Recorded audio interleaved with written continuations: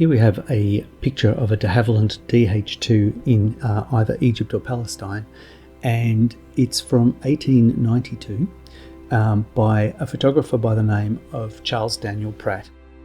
It's a gelatin silver print that's been painted over. I'm not sure if it was painted on a glass transfer or on the print itself, but today we're going to remove all that colour and try and make the image a little clearer. So first thing I'll do is crop it. And then using the hue and saturation slider, I'll pull the saturation down to knock out that colour, but as you'll see soon, it hasn't actually removed all of the damage from the paint. So I'll set a levels adjustment just to get it roughly in the ballpark of where I want it to be. Then moving to the shadow highlights dialog, I'll just see if there's any more detail in the shadows that I want to expose up for. I don't necessarily want it to be too bright there because I want to keep that sense of being a desert photo. Now as you can see here, a lot of the dark lines, vertical and horizontal, are as a result of the paint over. So while I've knocked the hue out, some of that damage, some of those brush strokes are still there. So I'll try and remove some of them, but obviously I'll be here forever to remove all of them.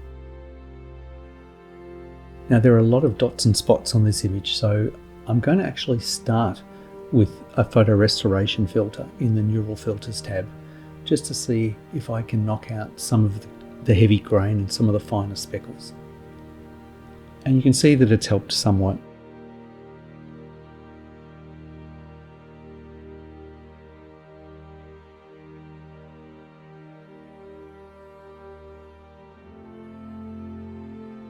And now that's all done, the next thing to do is to address the dirt and spots and damage and fingerprints that remain on the image.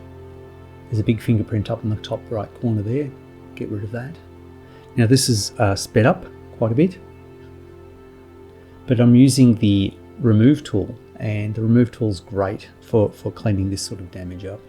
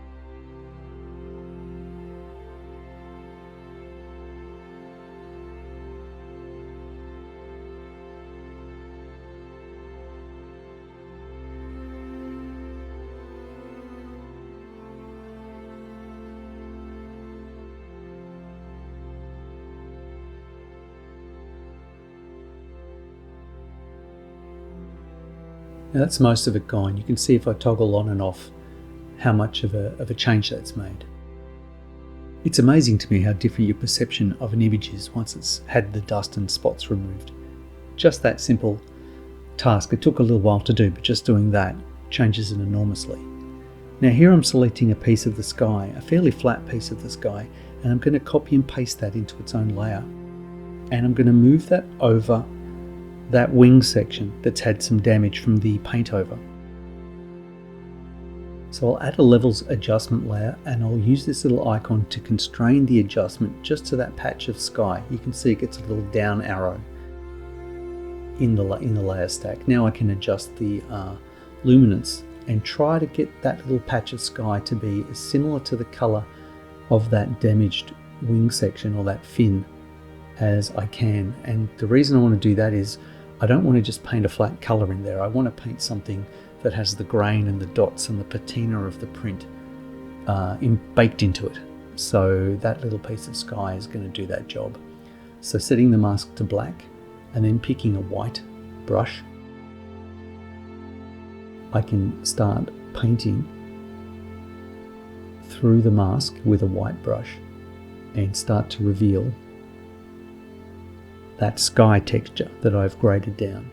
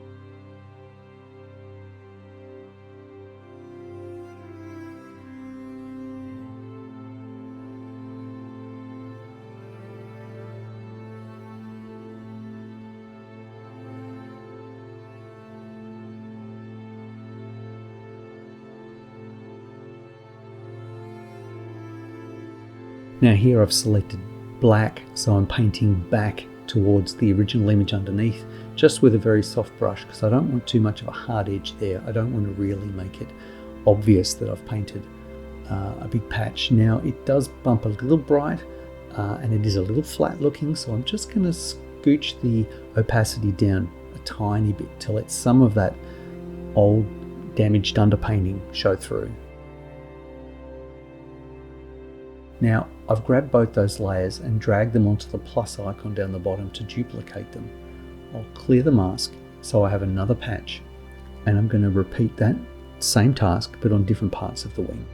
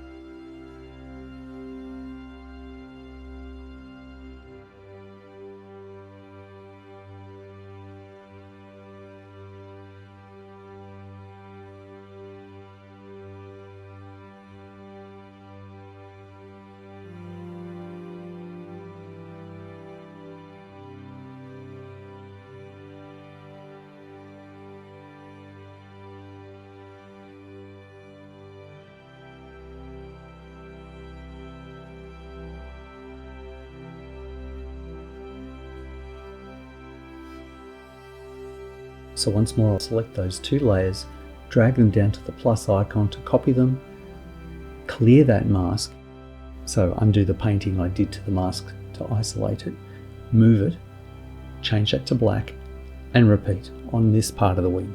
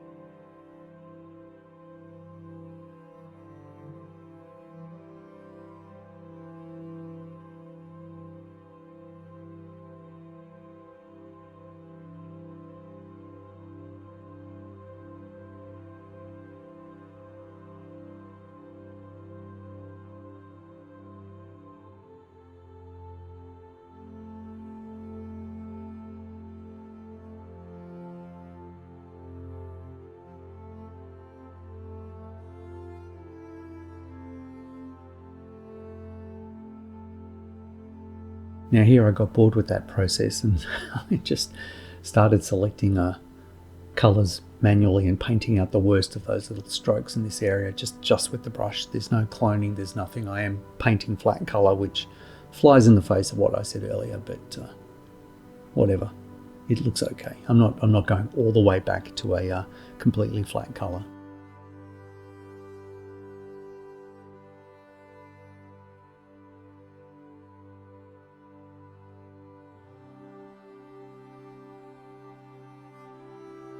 Alright, so that's all pretty clear. Now I'm going to go to Topaz Sharpen AI, which is a separate program that you run from inside Photoshop.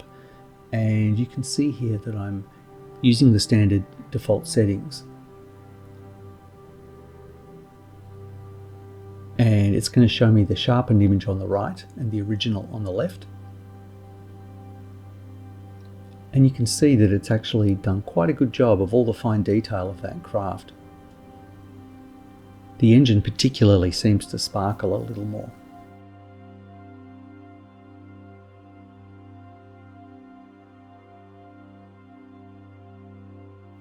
There, just a little sharper.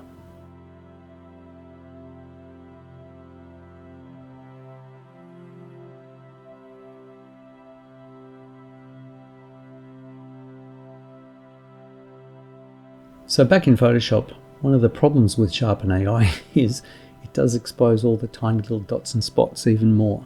So all those ones I thought were okay have now been sharpened or brought into sharp relief, and now they're standing out and they're problematic. So I'm just going to go right around the image one more time and paint out with the remove tool, paint out most of those little spots.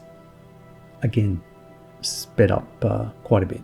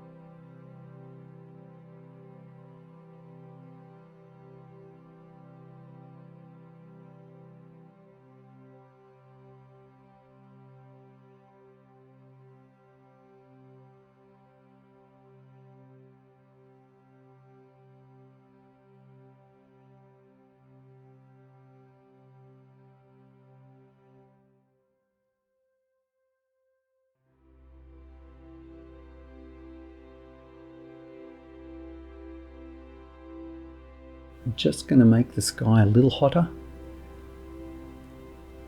just to try and make it feel that little bit more desert-like and bring a tiny bit more contrast to the image. But I don't want to go too high. I don't want to clip any of the detail out of the clouds.